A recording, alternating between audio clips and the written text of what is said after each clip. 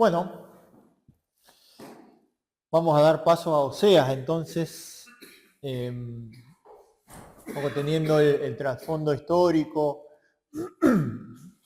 Oseas es un poquito posterior a Amós, pero todo esto que venimos estudiando, reflexionando, nos ayuda también para comprender un poco el trasfondo de Oseas.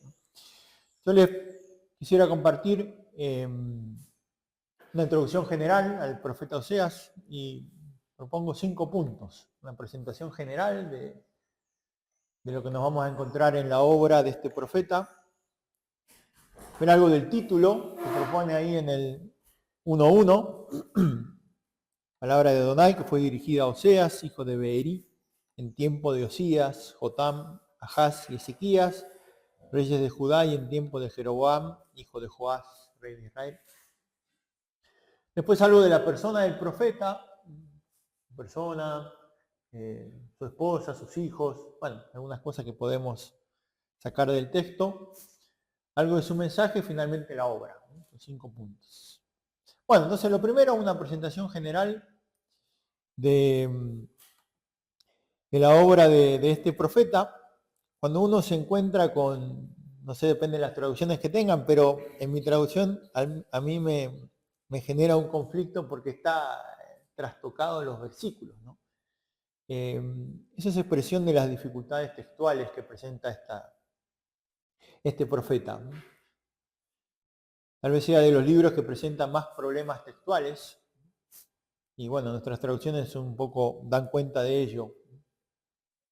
La obra presenta un encabezado en 1.1, que al igual que el libro de Amós da el marco histórico desde el cual debemos adentrarnos a la obra. Aparecen nombre de los reyes del sur y de Jeroboam, de nuevo. Y al final el capítulo 14:10 presenta un epílogo sapiencial. 14:10, el final. Comprendan estas cosas el sabio, el inteligente las entienda. Que rectos son los caminos del Señor, por ellos caminan los justos, mas los rebeldes en ellos tropiezan. Junto al capítulo primero, que se narra en tercera persona, permite pensar que la obra final es fruto de trabajos redaccionales posteriores al profeta, ¿no? Eso es un poco también como veíamos con los otros. El libro como tal presenta tensiones textuales que son difíciles de obviar. Si uno mira 1:3 a 8, ahí el comienzo, el matrimonio, y después el capítulo 2 del 1 al 3, y también se retoma el tema de los hijos, los nombres. Bueno, ¿cómo se combina eso con la primera parte? Si uno mira el versículo 4 del capítulo 2, del 4 al 15, todo el vínculo, todo lo que hay que hacer con esta mujer infiel. Y mira los versículos 16 y 18, también se encuentra ahí, 16, 17 a 25 más o menos, se encuentra con hay una especie de discurso que se va dando y que de repente se corta, se rompe. Lo mismo pasa en 3:1-3, 3:4-5. Como si no hubiera un acuerdo en el discurso del profeta. Y son tensiones que afectan el mensaje mismo de Oseas. Nos llevan a preguntarnos si el mensaje del libro es de reconciliación y perdón, o de juicio, castigo, o están las dos cosas mezcladas. Ambos mensajes son compatibles y atribuibles a un mismo autor, o suponen la existencia de distintos autores. Bueno, son dificultades del texto. Sin embargo, más allá de estos problemas textuales, redaccionales e incluso teológicos, estamos frente a una de las obras más geniales desde el punto de vista poético y literario, tal vez con el Deutero Isaías. El uso de las imágenes que presenta el libro es de una gran densidad poética. Hay imagen de infidelidad, con toda la carga afectiva que eso tiene. La imagen del padre del capítulo 11, que coloca a su hijo contra la mejilla. Son imágenes muy, muy densas, con mucha profundidad, que expresan ternura, la belleza paterna como ninguna otra, o de las pocas imágenes que presenta la Escritura, ¿no? Imágenes que muestran algo de Dios, imágenes que dan hondura y belleza al mensaje, al tiempo que no agotan su significación. El reino de los cielos se parece a, ¿no? Que dirá Jesús. No hay definición, no hay imagen, de lo que nos permite seguir adentrándonos en el misterio, ¿no? Oseas usa imágenes tanto para describir la actitud del pueblo como para explicar la acción y el modo de ser de Dios. Tal vez la imagen por antonomasia, la imagen clave es la del matrimonio, en la que el Señor asume el papel de esposo e Israel la imagen de la esposa. Sabemos que también aparecen otras imágenes, como la de padre, la del médico, en el capítulo 7, 7:1, cuando yo quiero sanar a Israel, se descubre la iniquidad de Efraín. O 14:5, ¿no? Este Dios que quiere curar, quiere sanar la herida del pueblo. Pero la del matrimonio es central, sobre todo por la fuerza experiencial que asumirá en el mensaje de Oseas. Porque el profeta está llamado a experimentar lo mismo que experimenta el Señor. A mí esta es la clave y es lo fuerte del mensaje de Oseas. Dios le pide al profeta pasar por su vida, por su cuerpo, lo mismo que pasa a él. De la experiencia de infidelidad que padece el Señor en su relación, en su vínculo con su esposa Israel, es la que pide al profeta experimentar. Oseas hablará, por tanto, no de teoría sobre la infidelidad, no va a hablar de las causales de divorcio en el seno de una familia, no. Oseas va a hablar del mensaje que sale de sus entrañas, no de haber leído o haber escuchado experiencias de otros, ¿no? Dios le pide que él experimente la infidelidad, aquello que experimenta Dios. Bueno, si vamos al título, el segundo punto, dice palabras del Señor, 1:1, que fue dirigidas a Oseas, hijos de Beeri, en tiempos de Osías, Jotán, Ahaz, Ezequías, reyes de Judá. Y se nombra solo a Jeroboam como rey de Israel. Vamos desde Osías del 767 hasta el final de Ezequías, casi 100 años del sur. Sin embargo, del norte solo se nombra a Jeroboam. Si echamos un vistazo a la historia de Deuteronomista, sabemos que la historia no terminó ahí con Jeroboam, sino que la historia de Deuteronomista nos cuenta la historia de Zacarías, de Salum, de Menahem, de Pecajías, de Pecaj y Oseas. Si vamos a Segunda de Reyes 15:8.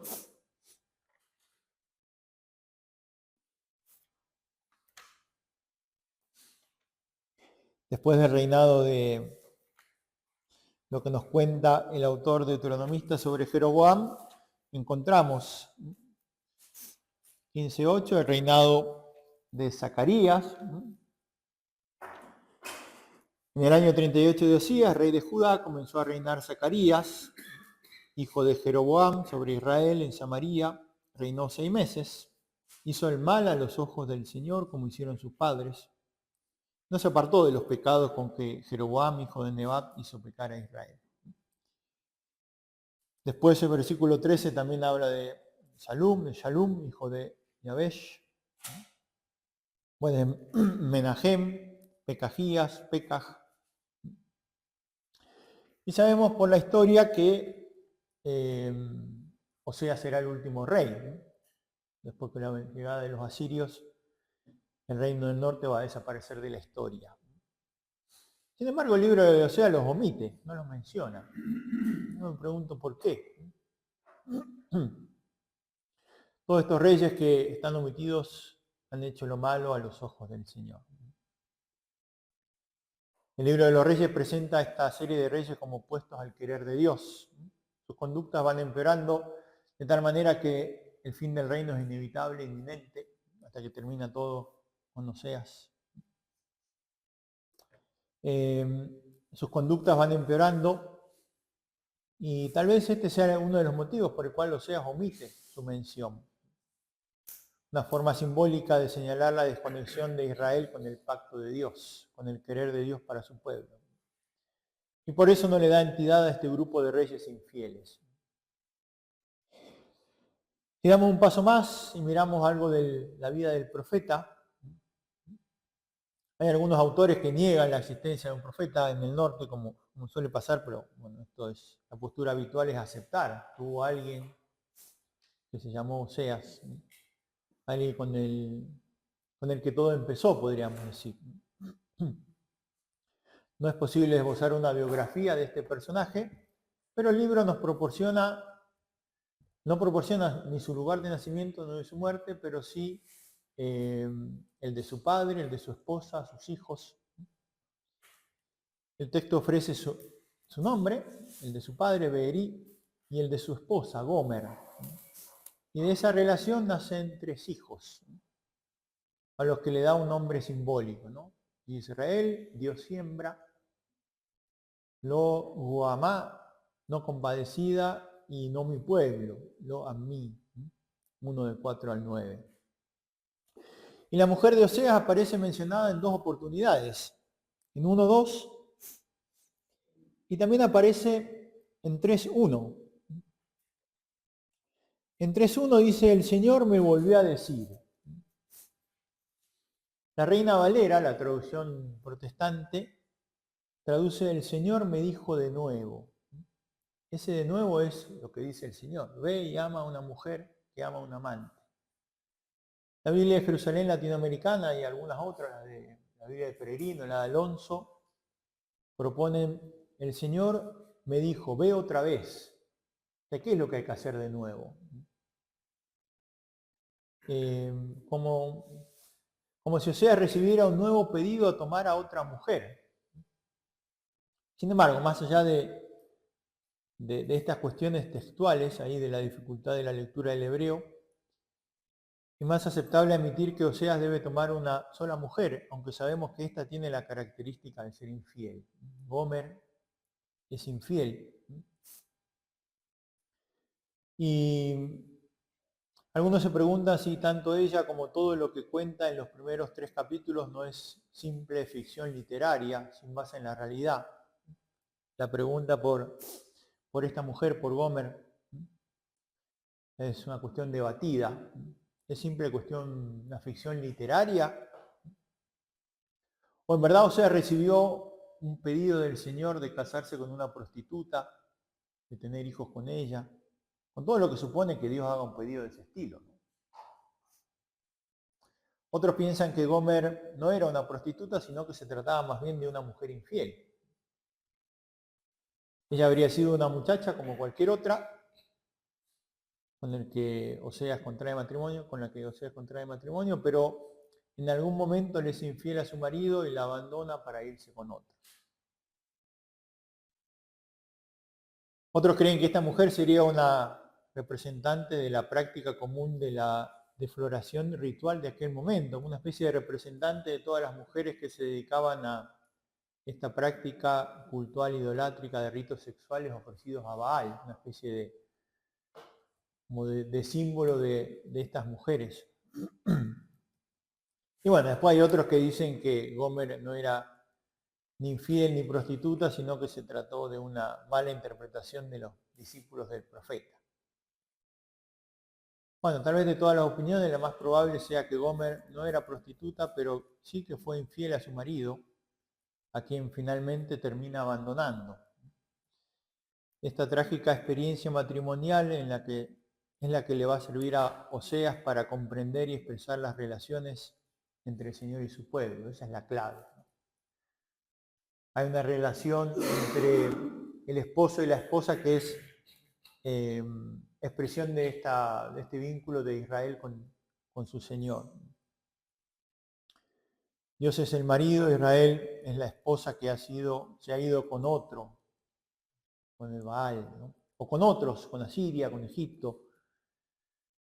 Por eso los pecados del pueblo son calificados como adulterio, fornicación, prostitución.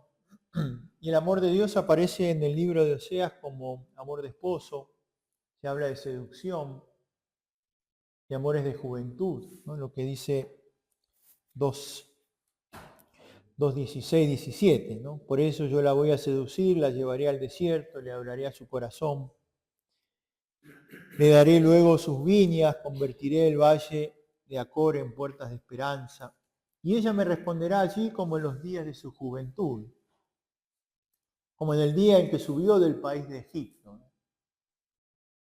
Como cuando éramos adolescentes, ¿no? Hay todo un lenguaje, un trasfondo esponsal, ¿no? Pero además de experimentar esta tragedia matrimonial, Oseas se choca con la oposición de sus oyentes. En 9:7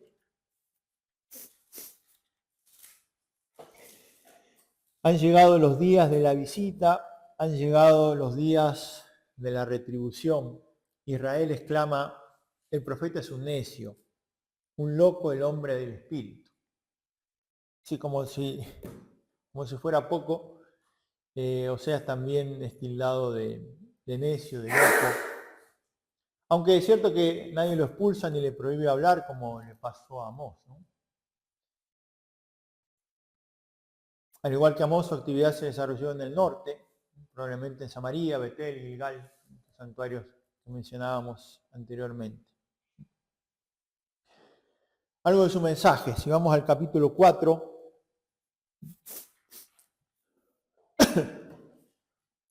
4:1-2, escuchen la palabra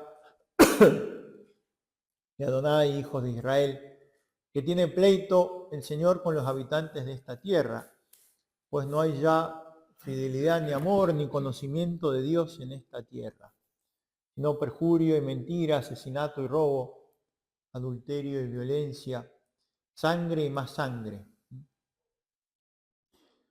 Es decir, una de las cosas que denuncia Oseas es la justicia, la opresión. Parece que la cuestión no había cambiado demasiado desde los tiempos de Amós, porque esta denuncia coincide con aquella del profeta de Tecua, ¿no? Algunas cosas no cambian tan fácil. Pero también denuncia el culto, los sacerdotes, capítulo 5. Escuchen esto, sacerdotes. Estén atentos, casa de Israel, casa real, presten oído, porque con ustedes es el juicio. Que han sido ustedes un lazo de Mizpá y una red tendida en el Tabor. Las cosas que enriedan más que liberan, ¿no? Han ahondado la fosa de la perversión, mas yo seré castigo para todos ellos. Yo conozco a Efraín e Israel no se me oculta. Sí, tú te has prostituido, Efraín e Israel se ha mancillado. No les permiten sus obras volver a su Dios, pues espíritu de prostitución hay dentro de ellos y no conocen al Señor. En el capítulo 4 también, 4:4, que nadie proteste ni reprenda nadie, pues solo contigo, sacerdote, es mi pleito. En pleno día tropiezas tú, también el profeta tropieza contigo en la noche y a tu pueblo haces perecer. Perece mi pueblo por falta de saber, ya que tú has rechazado el saber. Yo te rechazaré a ti de mi sacerdocio, puesto que olvidas la ley de tu Dios. También yo me olvidaré de tus hijos. Una denuncia que también coincide con la de Amós, un par de años antes. El culto superficial, falso. Rechazan el saber, dice Oseas. Este culto superficial, falso, seguía siendo moneda corriente, aunque ahora agravado porque son ellos los responsables de la perdición y la superficialidad del pueblo. Algo actual. Son ellos los que llevan a la perdición a su pueblo. Además parece que Oseas se enfrenta con el conjunto de los sacerdotes, no solo con uno. Acá no hay una cuestión como el enfrentamiento con Amasías, sino que parece acá es con todos, un grupo. También se enfrenta con la corte, cierto que van vinculados, como veíamos en el espacio anterior. 7:3. Con su maldad al rey recrean, con sus mentiras a los príncipes. Todos ellos adúlteros son como un horno encendido por el hornero, que deja de atizar desde que hace la masa hasta que fermenta. En el día de nuestro rey, los príncipes se enfermaron con el vapor del vino. Si recordamos que Oseas vivió el asesinato de 4 reyes, Zacarías, Shalum, Pekajías, Pekaj, que no eran transiciones así pacíficas justamente, no resulta extraño una visión tan crítica de la corte, a la que compara con un horno ardiente. Otro de los temas de Oseas es la guerra fratricida entre Efraín y Judá, en el 5:8. Ahí el profeta denuncia que tanto los príncipes de Judá como Efraín son culpables, los hermanos, los dos. En el fondo la cuestión es que ninguno de los dos acude al Señor, sino que buscan soluciones en potencias extranjeras. 5:13. Efraín ha visto su dolencia y Judá su llaga. Entonces Efraín ha ido a Siria y Judá ha mandado mensaje hacia el gran rey. Mas este no podrá sanarlos, ni los curará su llaga. Porque yo soy como un león para Efraín, como un leoncillo para la casa de Judá, la imagen del león de vuelta. Yo mismo desgarraré y me iré, arrebataré y no habrá quien libere. En una época de convulsiones, cuando está en juego la subsistencia del país, israelitas y judíos buscan la salvación y la seguridad en Egipto, Asiria. Los caballos, los carros, los soldados, las seguridades que podían venir desde el extranjero se convierten en nuevos dioses a la vista de Oseas. Una seguridad que buscamos afuera siempre, ¿no? El pueblo va detrás de ellos olvidando al Señor. Vinculado a esto está el culto a Baal, el dios cananeo de la fecundidad, que aparece ya de manera temprana en el capítulo 2, atrayendo a la esposa a Israel. 2:7. Que su madre se ha prostituido, se ha deshonrado la que los concibió cuando decía, miré detrás de mis amantes, los que me dan mi pan y mi agua, mi lana y mi lino, mi aceite y mis bebidas. Israel cree que es Baal el que le da las cosas, pero soy yo, dice Dios.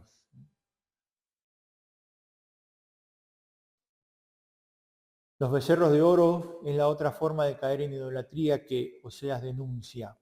Capítulo 8:4.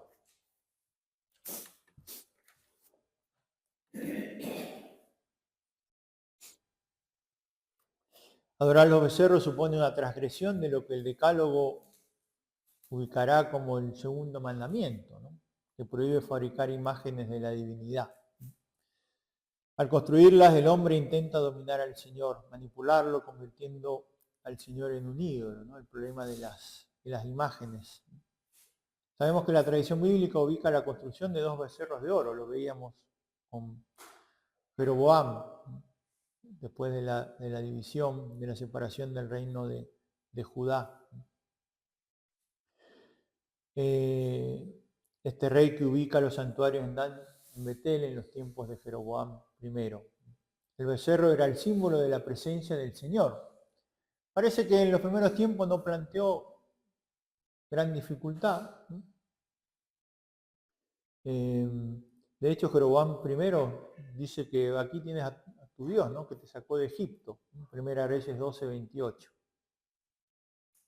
Elías y Eliseo no parecen haber criticado este culto, aunque más tarde sí sabemos que fue causa de grandes equívocos, de que el pueblo identificaba al Señor con este toro, haciendo una especie de religión naturista.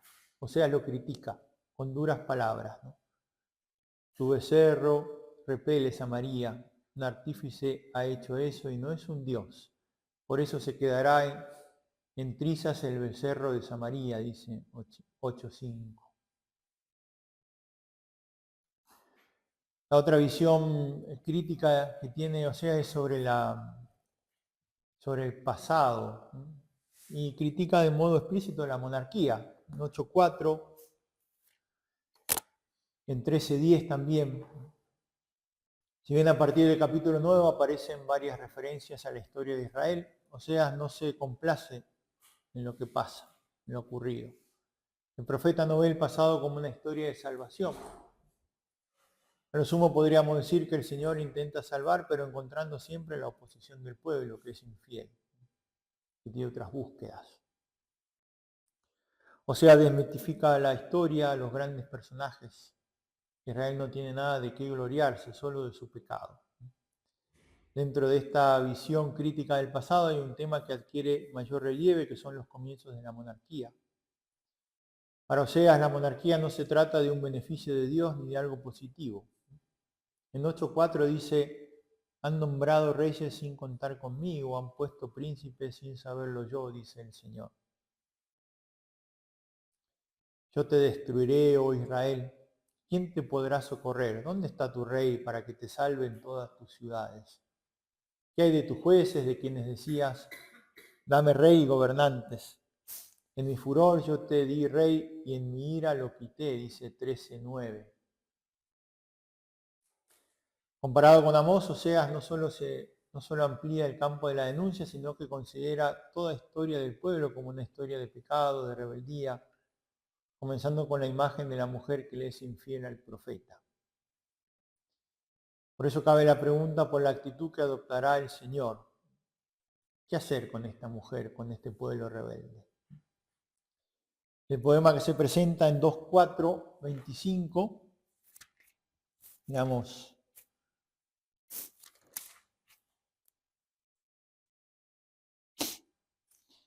también un texto que tiene muchas dificultades textuales, y acá mi Biblia también lo expresa, empieza 2, 4, 5, 6, 7, salta al 10, el 11, bueno, hay como opciones que ha tomado el editor. Pero si uno lo lee de corrido, indica que el Señor cuenta con tres posibilidades ante la conducta de la mujer, la conducta del pueblo. En 8.9 dice: por eso he aquí que yo cierro su camino con espinos, la cercaré con seto y no encontrará más sus senderos. Perseguirá a sus amantes y no los alcanzará. Los buscará y no los hallará, y entonces dirá: me iré y volveré a mi primer marido, que entonces me iba mejor que ahora. Y Dios pondrá obstáculos para que no pueda irse con sus amantes y que vuelva a su marido. Esa es la primera posibilidad que tiene Dios. Después en 10.15 parece que la actitud es distinta. No reconoció ella que era yo quien le daba el trigo, el mosto y el aceite virgen, quien multiplicaba para ella la plata y el oro con que se hicieron el Baal. Por eso volveré y tomaré mi trigo a su tiempo y mi mosto a su estación. Sustraeré mi lana y mi lino con que cubría su desnudez. Y ahora descubriré sus vergüenzas a los ojos de sus amantes, y nadie la librará de mi mano. Arrasaré su viñedo y su higuera, de los que ella decía, míos son, el regalo que me han dado mis amantes. En matorral los convertiré y la bestia salvaje los devorará. Haré cesar todo su regocijo, sus fiestas, sus novilunios, sus sábados y todas sus solemnidades. La visitaré por los días de los Baales, cuando les quemaba incienso y se ataviaba de su anillo y su collar para irse detrás de sus amantes, olvidándose de mí, dice el Señor. Si la segunda opción parece que es castigarla, ser público el castigo con dureza. Pero después aparece otra opción en los versículos 16 al 25, que es perdonarla por puro amor, hacer un nuevo viaje de novios, invitarla de nuevo al cine, llevarle rosas. Algo que restaure la intimidad, que sea como un nuevo matrimonio. La voy a llevar al desierto, la voy a seducir, le voy a hablar al corazón. Le daré luego sus viñas, Ella me responderá como aquellos días, cuando recién nos conocíamos, cuando era todo ideal, como en el día en que subió del país de Egipto. Y entonces ya ella me llamará marido mío y no me dirá más Baal, Señor mío. Un juego de palabras ahí entre Baal, Señor, el Baal, el Dios Baal. Yo quitaré de su boca los nombres de los Baales y no se mentarán más sus nombres. Haré en su favor un pacto el día aquel con la bestia salvaje, con el ave de los cielos, con el reptil del suelo. Es decir, Dios quiere atraer de nuevo a su amada. Bueno, posiblemente la predicación de Oseas pasó por estas tres etapas en distintos momentos. En un primer momento la propuesta de Oseas parece no pensar en un castigo total y terrible como era el de Amós, sino en una serie de castigos pasajeros para que el pueblo se convierta y finalmente vuelva. Yo voy a volverme a mi lugar hasta que hayan espiado y busquen mi rostro, y en su angustia me buscarán, dice 5:15. Sin embargo, parece todo inútil, ¿no? Cuando cambié la suerte de mi pueblo, cuando yo curé a Israel, se descubría el pecado de Efraín y las maldades de Samaria. Porque obran con engaño como ladrones que se meten en las casas, dice 6:11. Se volvían a su Dios, eran como arco que falla, 7:16. Incluso lo que parecía auténtica conversión y deseo sincero de buscar a Dios se revela como una piedad pasajera, algo superficial, en el capítulo 6. Venga, volvamos al Señor, que Él ha desgarrado y Él nos curará. Él ha herido y Él nos vendará. Dentro de 2 días nos dará la vida y al tercer día nos levantará y en su presencia viviremos. Iremos en pos del conocimiento del Señor, tan cierta como la aurora es su salida, y su juicio surgirá como la luz. Vendrá a nosotros como la lluvia de primavera que riega la tierra. Pero vuestro amor es como nube mañanera, como rocío matinal que pasa, dice Dios. La mañana que está y después se va, algo superficial, efímero.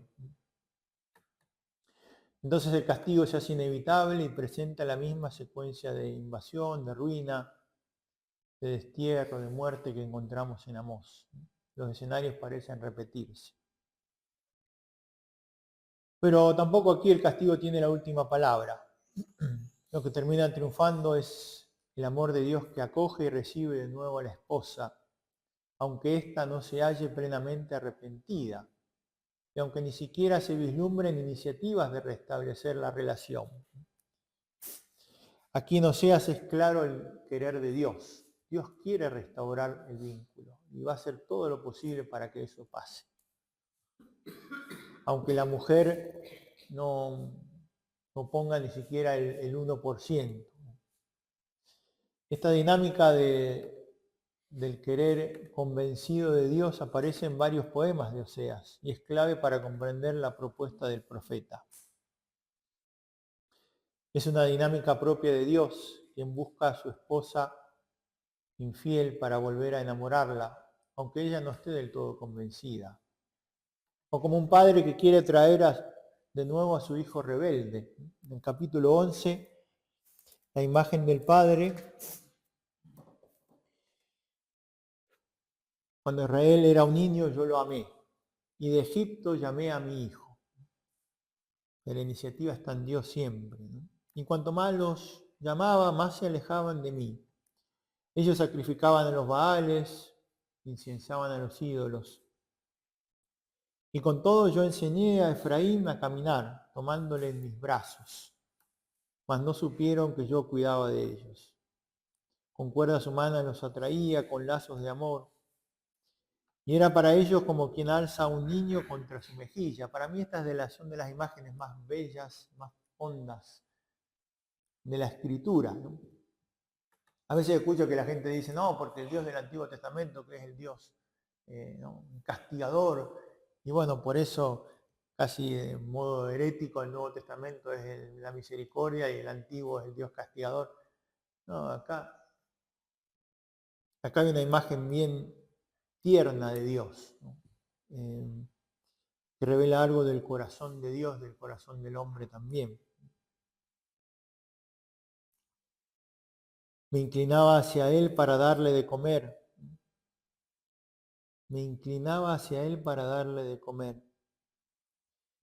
Se volverán al país de Egipto, Asiria será su rey, porque se han negado a convertirse.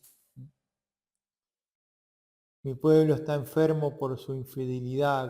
Gritan hacia Baal, pero nadie los levanta. ¿Cómo voy a dejarte, Efraín? ¿Cómo voy a entregarte, Israel? Voy a dejarte como Almá y hacerte semejante a Seboín. Mi corazón se me revuelve dentro, dice Dios, a la vez que mis entrañas se estremecen. Por eso no ejecutaré el ardor de mi cólera, no volveré a destruir a Efraín, porque yo soy Dios, no soy hombre. En medio de ti, yo el santo, y no me gusta destruir. La dinámica de Dios, que obra incluso de lo que se debía hacer, lo que el Deuteronomio 21 habla de lo que se debe hacer con el hijo rebelde, ¿no? Que se lo debe intentar corregir, y si no entra en razón, hay que echarlo, hay que, ¿no?, exponerlo. Eso dice Deuteronomio 21. Y Dios no hace eso con su hijo rebelde. Dice Deuteronomio 21, 18, si un hombre tiene un hijo rebelde y díscolo que no escucha la voz de su padre ni la voz de su madre, y que castigado por ellos, no por eso los escucha, su padre y su madre le echarán mano y le llevarán afuera donde los ancianos de su ciudad, a la puerta del lugar. Dirán a los ancianos de su ciudad, este hijo nuestro es rebelde y díscolo, no nos escucha, es un libertino y un borracho. Entonces todos sus conciudadanos le apedrearán hasta que muera. Así harás desaparecer el mal de en medio de ti, y todo Israel al saberlo temerá, dice Deuteronomio, ¿no? Bueno, Dios no hace eso. Dios intenta, busca, ¿no?, atrae, seduce, prueba de un modo, prueba de otro. Ese es nuestro Dios. Ni el poema del capítulo 2 ni el del capítulo 11 dicen nada, sin embargo, sobre el proceso de conversión del pueblo. ¿Qué hay de la mujer? ¿Qué hay del hijo? El acento recae con toda su fuerza sobre el amor gratuito de Dios, aun sin que haya ningún tipo de señal de arrepentimiento por parte de la mujer o por parte del hijo rebelde. El capítulo 14, al final, presenta una dinámica similar. Se exhorta a la conversión, Dios interviene, ¿no? 14.5.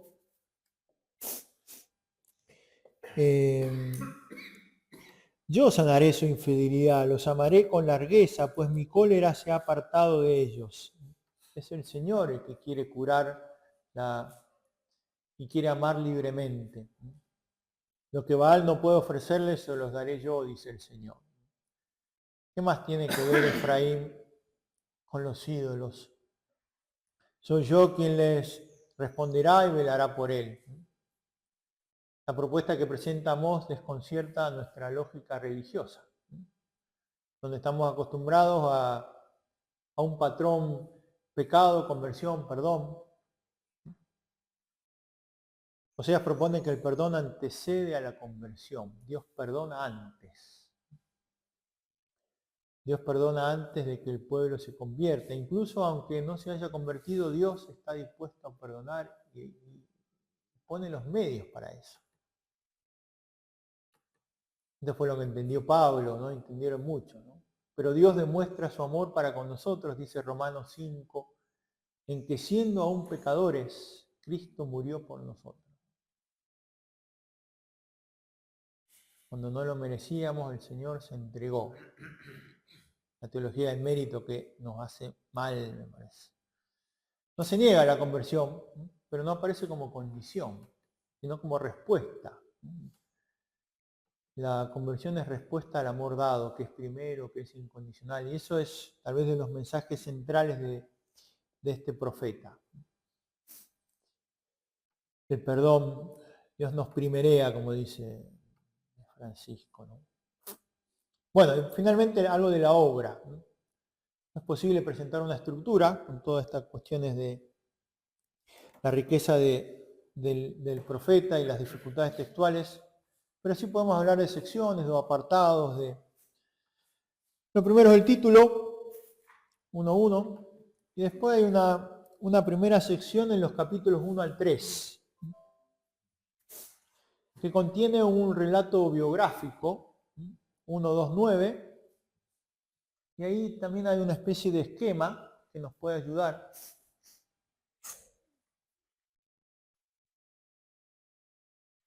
Perdón que borre la historia.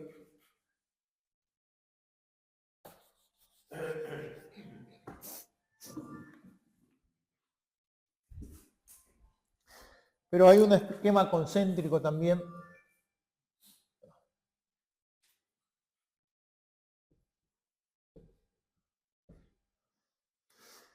Al inicio estaría el matrimonio de Oseas y lo que tiene que ver con la mujer, del 2 al 9, y que se retoma al final, en el capítulo 3. Si miramos capítulo 3, también, ¿no? El Señor me volvió a decir, ve, ama a una mujer amada de un amigo y adúltera, como ama el Señor a los hijos de Israel, mientras ellos se vuelven a otros dioses y gustan de las tortas de uva. Yo me la compré por 15 monedas de plata y por una carga de cebada y media carga de cebada. Y le dije, durante muchos días me quedarás quieta, sin prostituirte ni entregarte a ningún hombre, y yo haré lo mismo contigo. Bueno, entonces la misma idea se repite. Después aparece en el capítulo 2, primeros versículos, la cuestión de los hijos, de los nombres, que se vuelve a repetir en 18-25 del capítulo 2. Bien. De este modo nos queda en el centro el tema de la mujer y del pueblo, este poema donde pasa por distintas propuestas de Dios, ¿no? Sería del 2, del 4 al 17. Queda lo central. Bueno, es un modo de comprender el mensaje, ¿no? Lo primero, un relato biográfico, que cierra con el relato autobiográfico al final. Y en el medio, los poemas sobre el esposo y la esposa. Después hay una segunda sección que podrían ubicarse entre los capítulos 4 al 11, donde se presentan oráculos muy diversos, centrados especialmente en la denuncia del culto y de la política. Van juntos. Comienza con un reproche por parte del Señor, una requisitoria, escucha la palabra, dice capítulo 4, la palabra del Señor, Hijo de Israel, que tiene pleito el Señor con los habitantes de esta tierra. Hay un pleito que Dios quiere hacer con su pueblo, ¿no? Y termina con el capítulo 11, el poema de un oráculo de salvación del Padre con su Hijo rebelde. Y la última sección son los capítulos 12 a 14, que también comienza con una requisitoria. El versículo 3, pleito tiene el Señor con Israel, dice. Va a visitar a Jacob por su conducta, según sus obras le devolverá. Y termina finalmente con un oráculo de salvación, capítulo 14, del 2 al 9. En esta sección se hace referencia a la tradición exodal, también presente en Amós, si ustedes recuerdan. El Señor trajo a Israel desde Egipto, y ya desde aquel tiempo el Señor era su Dios, el Dios del pueblo de Israel.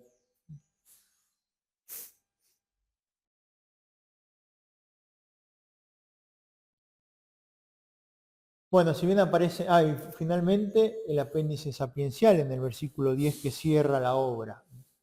Si bien aparecen distintas imágenes aplicadas al Señor y al pueblo, tal vez el elemento más fuerte o la imagen más fuerte es la de la imagen conyugal de Dios el esposo con su pueblo la esposa.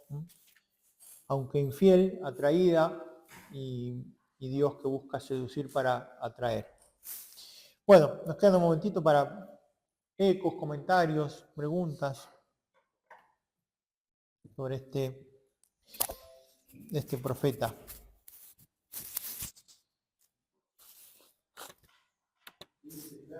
Interesante. ¿No? Y por ahí me preguntaba como que si Amós era como la denuncia más social, esto como la infidelidad del pueblo. Se podía decir que el pueblo así, o sea, como el reino del norte ya estaba más en decadencia, que no... No, yo no diría que estaba más en decadencia, me parece que se acentúan cosas distintas, ¿no? Porque acá también aparecen denuncias sociales contra el pobre, pero aquí me parece que la cuestión más fuerte, si en Amós era la cuestión social y la cuestión de la defensa del Dal, del envión,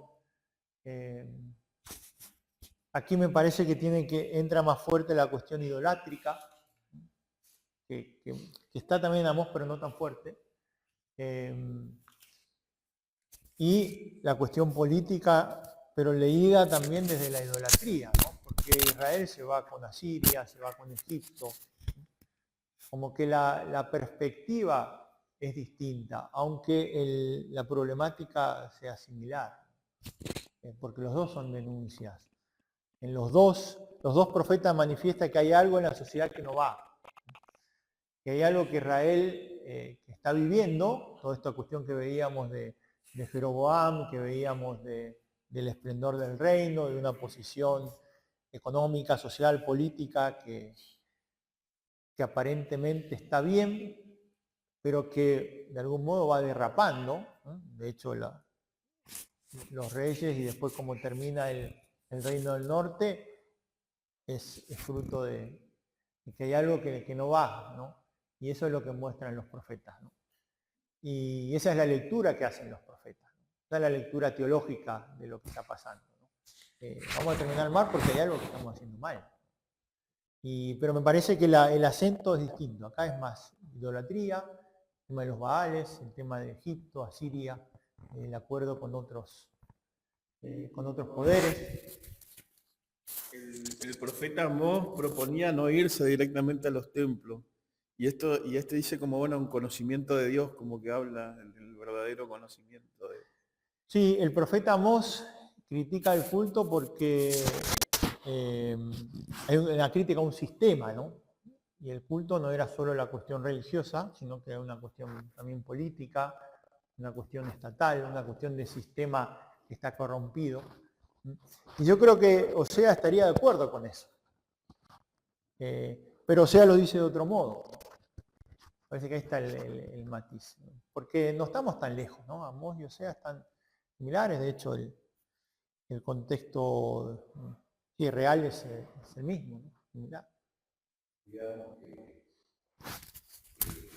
que es todo lo mismo, nada más que plantearlo de otra manera.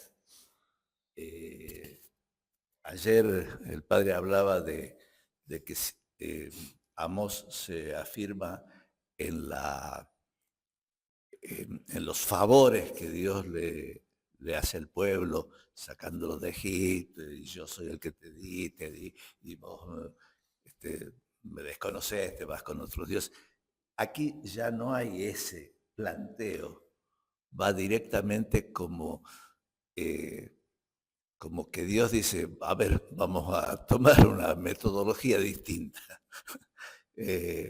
Vos casate con una prostituta y vas a ver qué es lo que siento yo.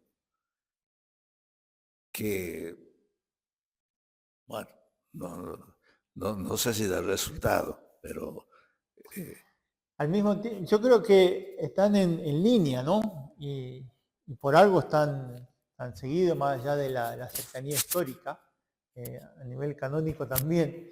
Y me parece que eso que decía Amós, ¿no? Que Amós lo que recrimina es que se olvidan.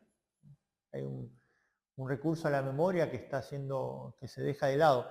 Acá es la misma línea, porque Dios le dice, bueno, ustedes se alejan, pero yo los voy a buscar, ¿no? Como diciendo, yo sigo apostando por ustedes.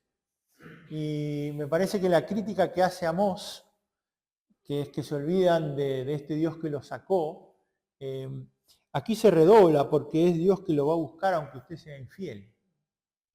Aunque el pueblo sea infiel, aunque el pueblo se siga olvidando, y no solo que se olvide, sino que me niegue, y no solo que me niegue, sino que busca a otros dioses y se casa con otro, yo igual lo voy a buscar. Dios insiste, ¿no? Me parece que acá es más fuerte eh, la insistencia de Dios. Tal vez en Amós como que resalta más la denuncia, Amós parece más duro, de hecho es muchas veces tildado como el profeta del castigo, de la amenaza, no hay casi un mensaje de esperanza, ¿no? Acá eso aparece más claro, me parece que es cuestión de énfasis. esto me recuerda una experiencia mía. Nosotros, yo no tengo 6 hijos, lo tenemos con mi esposa. Y son 5 mujeres y un varón. Y el varón me estaba dando mucho dolor de cabeza, porque no estudiaba, no trabajaba, no hacía nada y no le encontraba nada bueno. Yo entraba por una puerta, él salía por la otra porque no se quería encontrar, porque siempre era enfrentamiento. ¿Por qué? Porque yo le preguntaba, ¿cómo te fue en el colegio? ¿Qué te han dado para estudiar? A ver, trae lo que te han dado, contar. Entonces me esquivaba.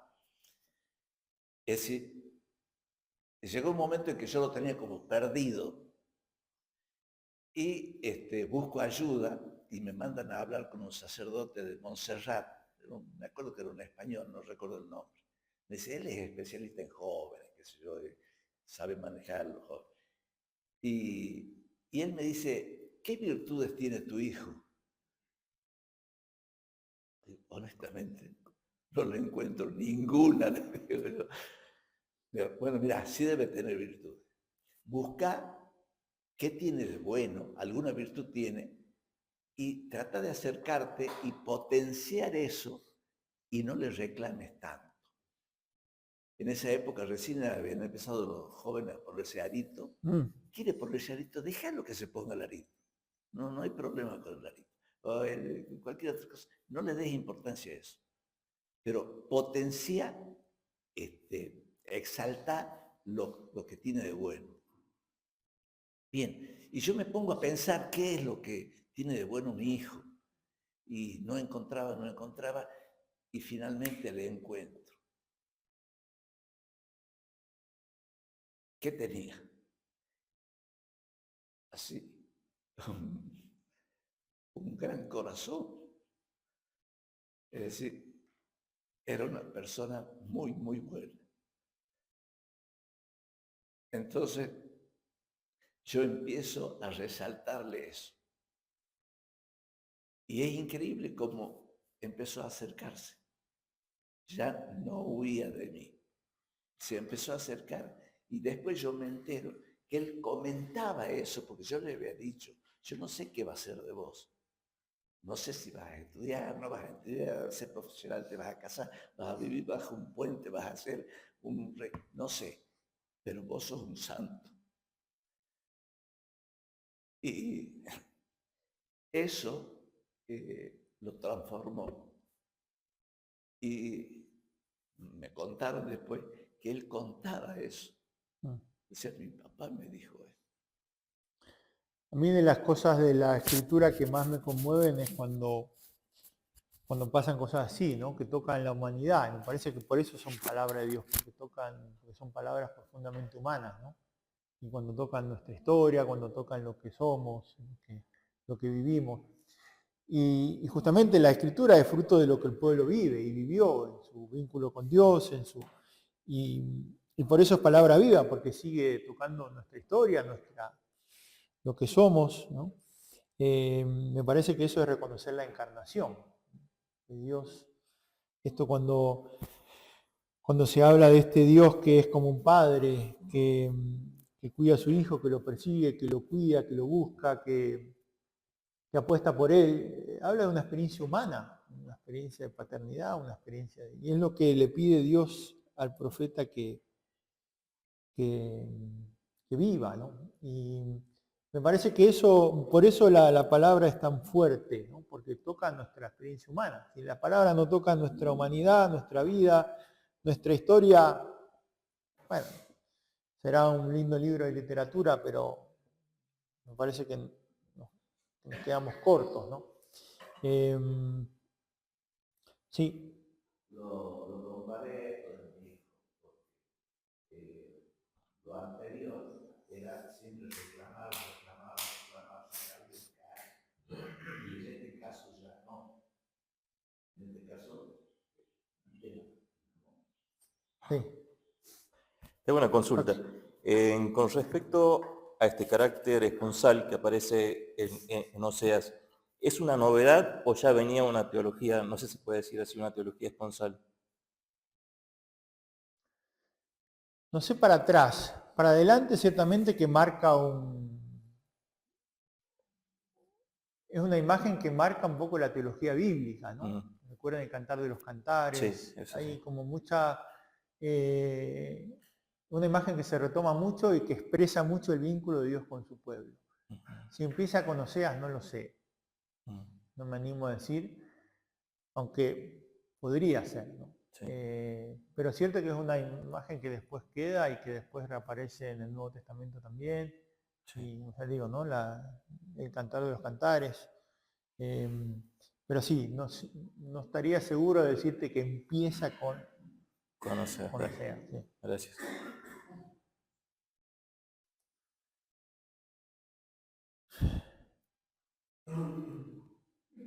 Bueno, les agradezco y pedirle a la Virgen que nos ayude a seguir asimilando esta experiencia profética, esta experiencia de la palabra de Dios, que siga alimentando nuestra vida, nuestra vocación, nuestras búsquedas. Y bueno, le damos gracias a Dios por esta mañana de estudio, de trabajo. Gloria al Padre, al Hijo y al Espíritu Santo, como era en el principio, ahora y siempre, así,